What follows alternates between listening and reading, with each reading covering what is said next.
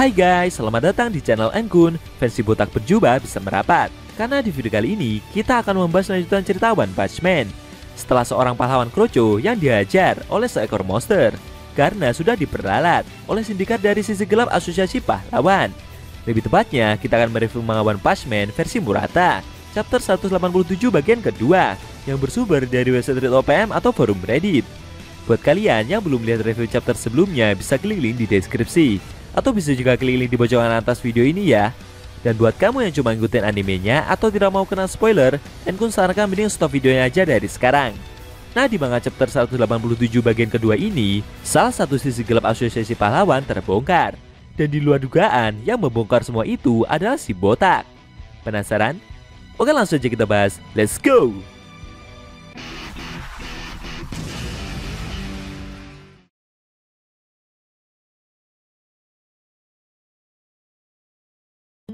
Di awal scene, kita diperlihatkan pahlawan Papillon 800 yang berdiri di hadapan seekor monster level bencana iblis dengan kondisi terluka parah. Dia mengingat momen ketika dulu idolanya Mumen Rider yang berhadapan dengan Raja Monster Laut Dalam. Waktu itu pahlawan tersebut juga masih berdiri meski tahu tidak akan mampu untuk bertahan. Beberapa saat kemudian, monster anjing itu mencoba berjalan pergi, tapi pahlawan itu meneriakinya. Sambil mencoba untuk memanas-manasi, dia menantang si monster untuk tidak lari. Mendengar hal itu membuat monster anjing tersebut jadi makin ketakutan. Lalu dia kembali memukul pahlawan itu secara bertubi-tubi. Das, das, das, das, das. Sambil terus memukul, si monster merasa jika pahlawan ini adalah musuhnya dan dia harus membunuhnya untuk membawa keadilan. Pahlawan Papillon yang menerima pukulan telak itu merasa jika ini pasti hukuman dari Tuhan, karena dia tidak pernah andil dalam kondisi seperti ini. Serta aksinya ini telah menodai nama para pahlawan yang di luar sana memang benar-benar mempertaruhkan nyawa mereka. Dulu ketika melihat Mumen Rider, dia menatap punggung pahlawan itu dengan semangat dan mendukung Mumen Rider hingga akhir. Waktu itu dia berteriak kalau telah mengagumi pahlawan tersebut dan memintanya untuk jangan sampai mati. Para konglomerat yang melihat aksi dari layar kaca meminta pahlawan tersebut untuk menyerah saja, karena tak ada satupun dari mereka yang mau bertaruh untuk kemenangan pahlawan itu. Dengan kondisi yang sudah babak belur, pahlawan Papillon mencoba menghubungi Mr. McCoy. Dia sebenarnya yakin kalau tidak akan bisa menang. Maka dari itu, dia menitipkan pesan kepada ibunya kalau setelah ini dia akan berhenti menjadi pahlawan, lalu pindah ke kota yang jauh dan mendapatkan pekerjaan dengan sungguh-sungguh. Mr. McCoy pun menerima pesan tersebut. Dalam hatinya dia tidak menyangka jika pahlawan kroco ini akan sangat hebat dalam bersandiwara. Lalu si monster kembali melancarkan pukulan kerasnya secara bertubi-tubi. Dengan kondisi yang sudah sekarat, pahlawan Papillon juga maju dan melancarkan serangannya. Namun secara tak terduga, si botak muncul dan menghabisi monster itu dengan satu pukulannya. Duak! Seketika tubuh monster anjing itu hancur berkeping-keping. Kejadian tersebut membuat pahlawan Papillon, para konglomerat, dan Mr. McCoy yang melihat dari layar produksi pada terkejut. Dengan santainya, Saitama yang datang bersama Genos itu berkomentar jika wajah dari pahlawan tersebut begitu babak belur. Si botak bertanya, apakah rekannya itu baik-baik saja? Melihat dirinya yang ternyata diselamatkan, merasa bersyukur. Lalu dia pun mengalami pingsan. Papillon menyadari jika pahlawan yang menyelamatkannya ini adalah pahlawan botak yang dulunya juga datang menyelamatkan Mumen Rider.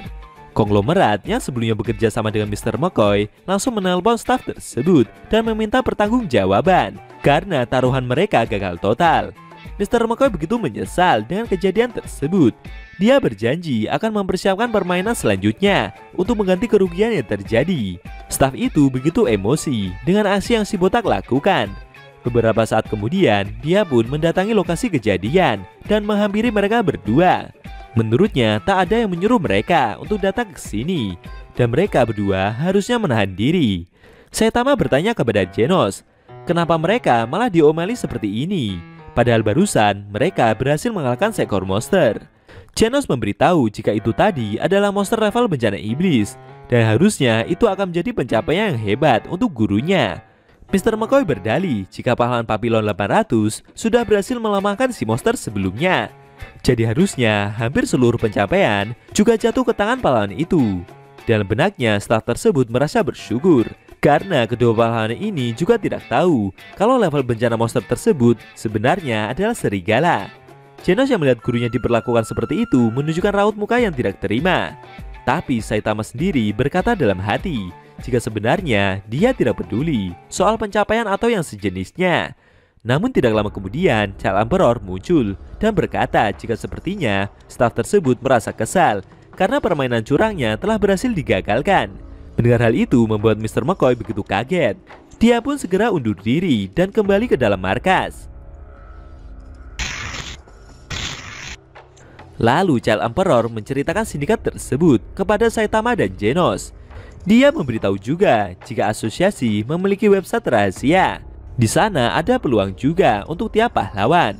Genos yang mendengar hal itu menyadari jika level bencana dan ranking pahlawan yang tak normal selama ini ternyata berasal dari acara itu. Menurutnya, kalau mereka melakukan itu untuk mengendalikan kondisi akan jadi masuk akal.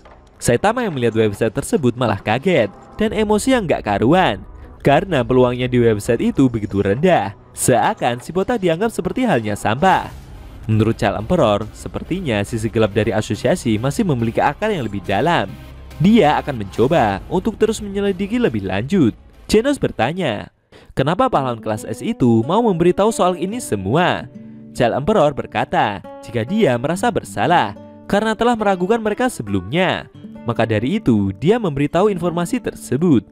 Scene berpindah ke pahlawan Papillon yang saat ini dibonceng oleh Mumen Rider dengan kondisi pingsan menuju rumah sakit.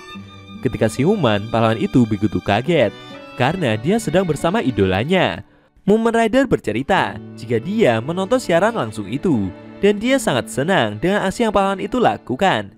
Papillon mencoba menjelaskan soal kondisi yang sebenarnya sedang terjadi. Tapi bagi Mumen Rider, tingkat level bukanlah jadi masalah. Menurutnya, dia sudah berani melawan sesuatu yang lebih kuat darinya tanpa ragu sedikit pun. Dan menurutnya itu begitu hebat. Mendengar ungkapan tersebut membuat pahlawan Papillon 800 merasa terharu dan membuatnya sampai meneteskan air mata. Ketika malam tiba di apartemen pahlawan, Saitama tidak bisa tidur karena dia masih terngiang dengan nilai taruhannya yang begitu rendah. Lalu ketika pagi tiba, saat Genos datang berkunjung, dia bercerita jika akan menaruh taruhan untuk si botak sendiri dan mengalahkan monster yang muncul. Saitama meminta Genos untuk tidak salah paham. Dia sebenarnya cuma berandai-andai. Menurutnya, kalau mereka ingin menghentikan omong kosong soal judi pahlawan ini, cara yang terbaik untuk melakukan itu adalah dengan membuat bandar judi kehilangan banyak uang.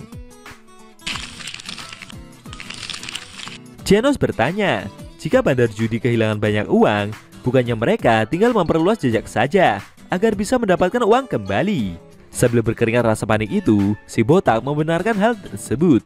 Kemudian, Saitama mendapatkan informasi di dalam website jika peluangnya sudah diterbitkan, yang artinya ada monster lagi yang muncul. Lalu Saitama bergegas keluar dan mengajak Genos untuk meringkus monster tersebut.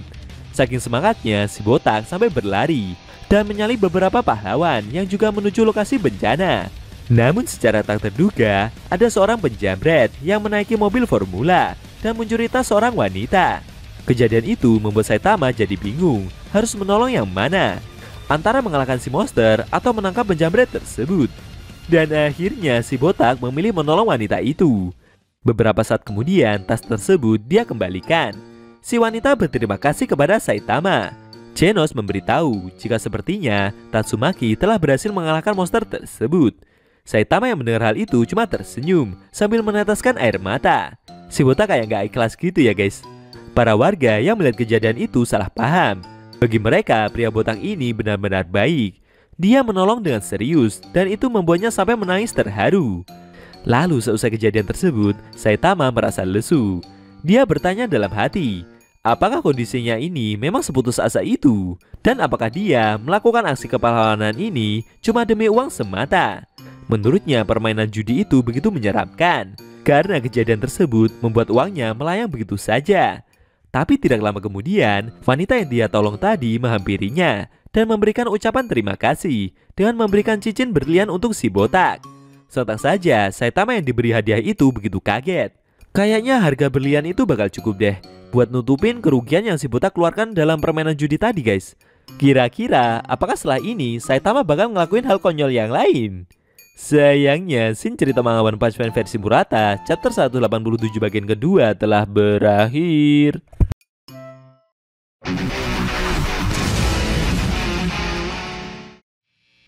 Oke guys, itu tadi review manga One Punch Man versi Murata, chapter 187 bagian kedua, yang indisinya memperlihatkan Saitama yang diberi cincin berlian oleh seorang wanita yang sebelumnya dia tolong. Kejadian itu membuat si botak yang awalnya bangkrut karena main judi, akhirnya uangnya dapat kembali. Bagaimana menurut kamu? Jangan lupa tinggalkan komentar kalian ya.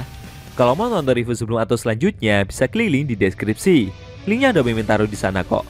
Buat kalian yang pengen nonton manga One Punch Man secara maraton, baik itu versi manga One atau Yusuke Murata, linknya ada di deskripsi juga guys. Oke, tekanlah kalau suka sama video ini dan dislike kalau nggak suka. Jika ada kata-kata dari Enku yang kurang pas, Enku mohon maaf. Dan sampai bertemu di video review manga One Punch Man versi Murata selanjutnya.